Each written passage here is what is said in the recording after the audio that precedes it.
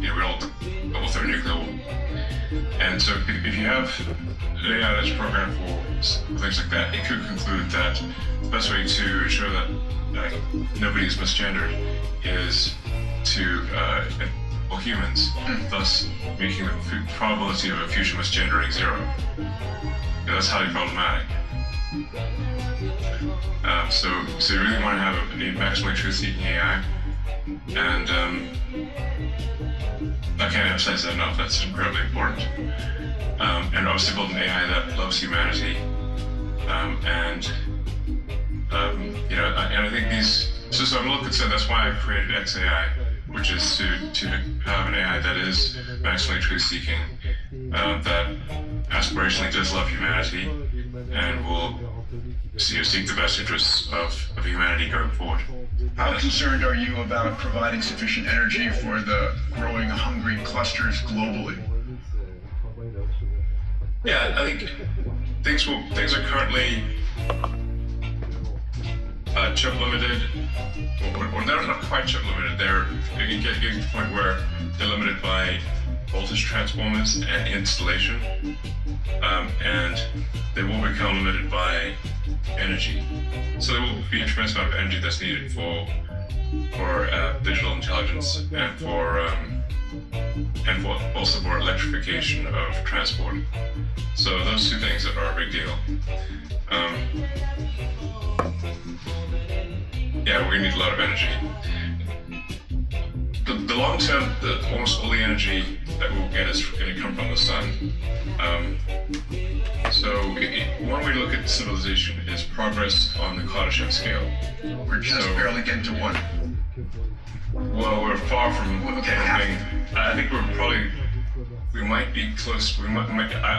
It's not clear to me we're above 1% on the Kardashev scale of 1. Because Kardashev scale of 1 means you've harnessed all the power of the planet. I think we've probably harnessed less than 1% of the power of Earth. Now, Kardashev scale 2 is you've harnessed all the power of your sun. The sun is overwhelmingly the largest source of energy in the solar system. Everything else maybe amounts to about 1 trillion of the energy in the solar system compared to the sun, but safely less than 1 trillion of all the energy is non-sun. And the percentage of the sun's energy that hits the surface of the Earth is less than 1 trillion of the energy that the sun produces. So almost all energy long term will be solar. It rounds up to 100%. So it rounds up to 100%. That's how much of the energy in the future will be solar. When you view things from a Kardashev standpoint.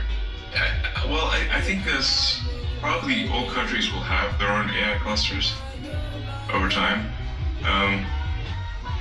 It's currently very difficult to actually build an AI cluster and have it run.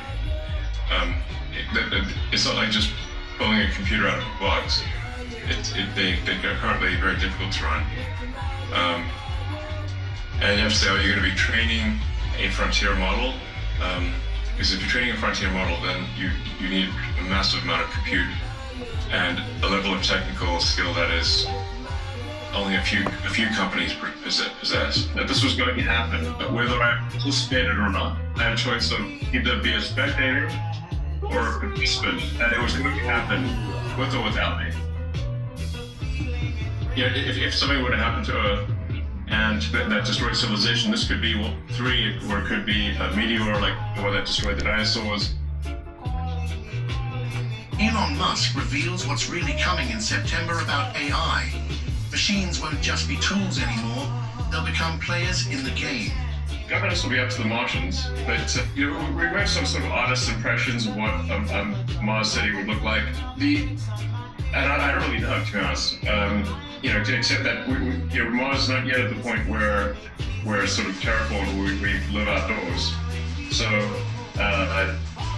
you have to live initially in glass domes or something like that, and then you can walk outside with a Mars suit, but you could not walk outside without a Mars suit. It's also said, like maybe explain for those who haven't heard of